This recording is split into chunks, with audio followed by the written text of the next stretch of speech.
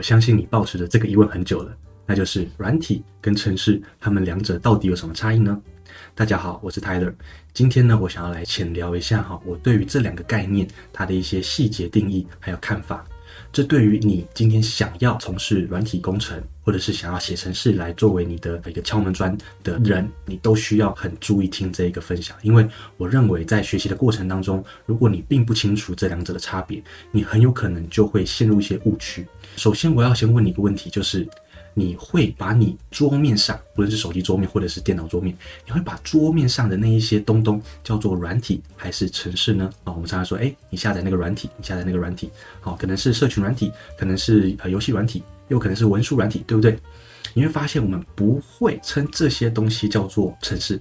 我们会说它是什么什么软体，这个软体很好用你要不要用用看？所以软体的概念到底是什么呢？软体它是一个完整的系统，有它的一些部位，各样子的资料库啦，这个使用者界面啦，又或者它有传输的功能，它有后端有前端，甚至它还有 IoT 相关的应用。所以软体是一个什么？它是一个工具所组成的一个整体。而程式呢，它只是我在这个系统的运作当中，我需要把 A 资料搬到 B 资料，然后再把 B 资料搬到 C 资料，这样子的运作中间的流程和逻辑，我们通常不会把程式看作是一个软体。因为程式它并没有所谓的资料来源举例来说，今天你想要把即时的这个天气预报或者说天气的资讯显示在你的网站上面，那你的资料从哪里来嘞？通常就是人家有国家的这些 API 可以让你去查询，然后即时的访问，去得到资料之后，你再把它美化，用这个视觉化的方式放到你的网站上，这样子你的网站就会有个漂漂亮亮、资讯很清楚的天气即时资讯了。所以如果你没有这些所谓的资料来源，你没有这一些可以互动的物件，那你其实没有办法做出一个软体的。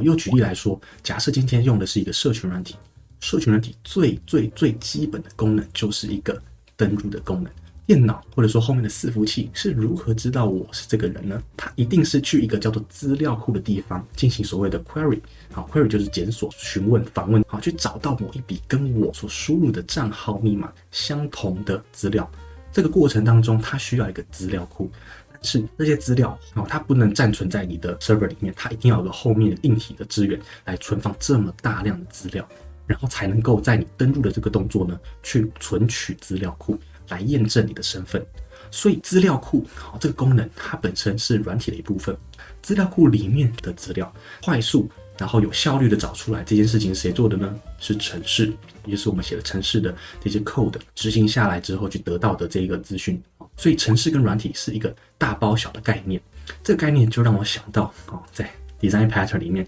有一个叫做 concept pattern，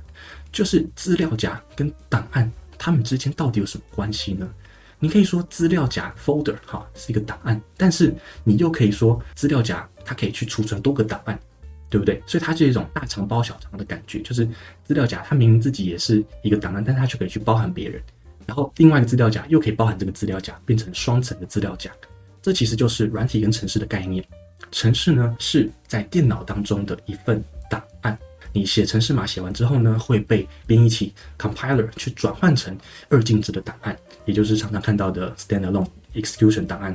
那这些档案呢，它需要跟其他的档案组成一个资料夹，这个资料夹里面有你的照片，例如说使用者的头贴，或者说他发过的文章等等等，这些资料被组成一个资料夹，才会形成一个完整的软体。这个就是我对于这两个从本质上告诉你它有怎么样的不同。所以你未来开始不论写程式或者是说设计软体，你都要记得它们其实是不太一样的观念哦。那未来我也会讲到说，设计软体或者设计程式的时候呢，你该注意什么部分，又有什么样的差别。好，如果你喜欢这样的分享呢，也欢迎帮我们按赞、订阅、分享给你的朋友，让更多的人来加入我们的话题。我们下次见，拜拜。